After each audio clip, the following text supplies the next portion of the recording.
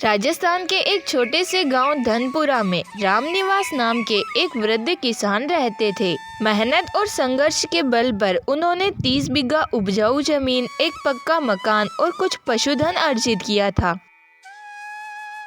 गांव के लोग उनका सम्मान करते थे क्योंकि वे ईमानदार और परिश्रमी थे।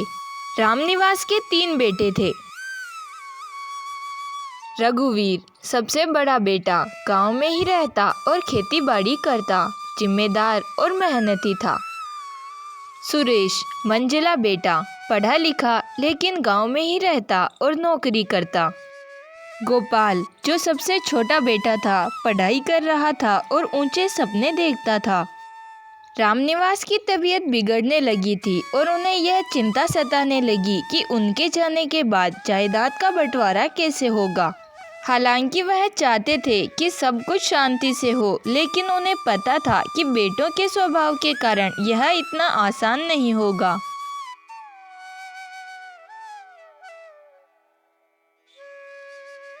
बेटा रघुवीर, गोपाल और सुरेश, मेरी तबीयत अब ज़्यादा साथ नहीं दे रही। मैं चाहता हूँ कि मेरे जीते जी जायदाद का बंटवारा हो जाए। बाबूजी, अभी यह सब करने की क्या ज़रूरत है? बाबूजी सही कह रहे हैं, अगर आज बंटवारा हो गया तो बाद में झगड़ा नहीं होगा। बाबूजी जैसा आप चाहें, लेकिन मैं अभी पढ़ाई कर रहा हूँ और मैं इसमें ज़्यादा दखल नहीं देना चाहता।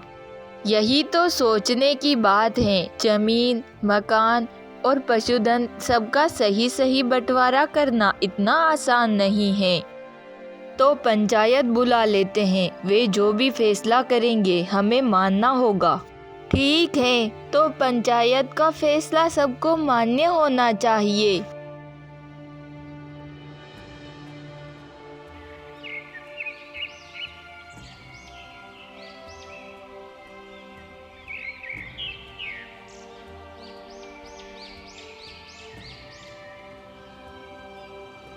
अगले दिन सुबह होते ही रामनिवास अपने तीनों बेटों को लेकर पंचायत के लिए निकल जाता है।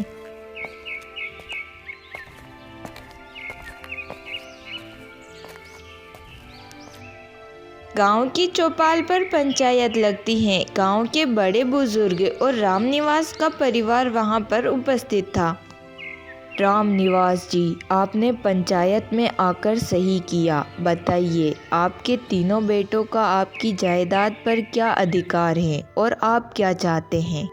मुखिया जी, रघुवीर ने हमेशा मेरे साथ रहकर खेती संभाली है। सुरेश गांव के स्कूल में मास्टर है और घर के खर्च में मदद करता है। गोपाल अभी पढ़ाई कर रहा है। मैं चाहता हूँ कि बंटवारा ऐसा हो जिससे कोई अन्याय महसूस ना करे।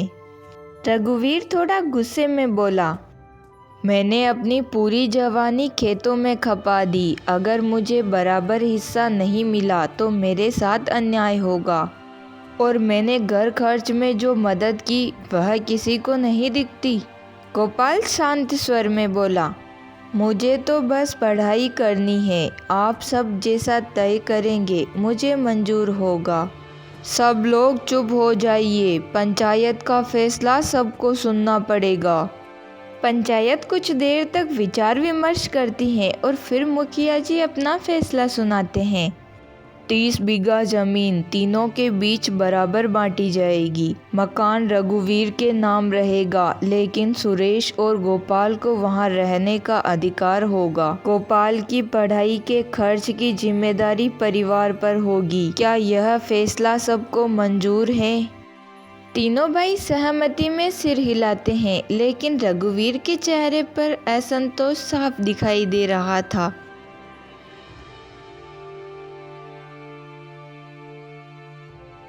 रात के समय रघुवीर अपनी पत्नी के साथ घर में बैठा हुआ था।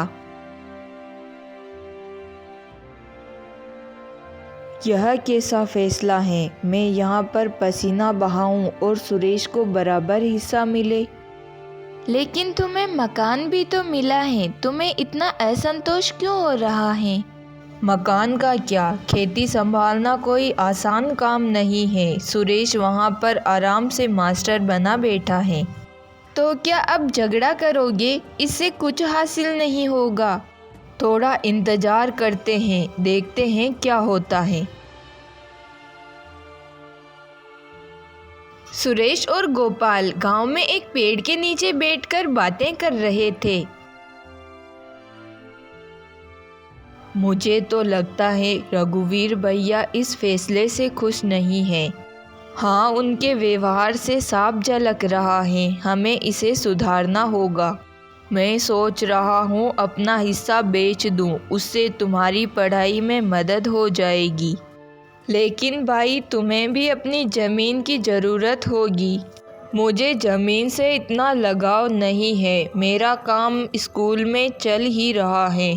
अगर ऐसा हो तो भैया के साथ बातचीत करनी होगी।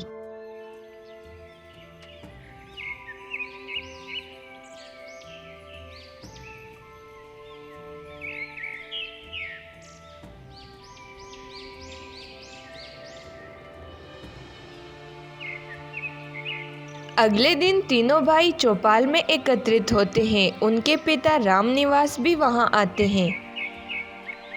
सुरेश, मैंने सुना है कि तुम अपनी ज़मीन का हिस्सा बेचना चाहते हो।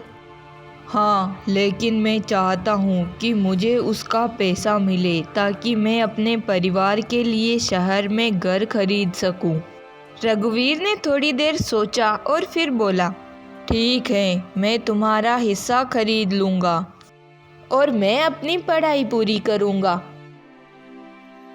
मुझे गर्व है कि तुम सबने आपस में यह मामला सुलझा लिया। यही परिवार की एकता को मजबूत बनाता है।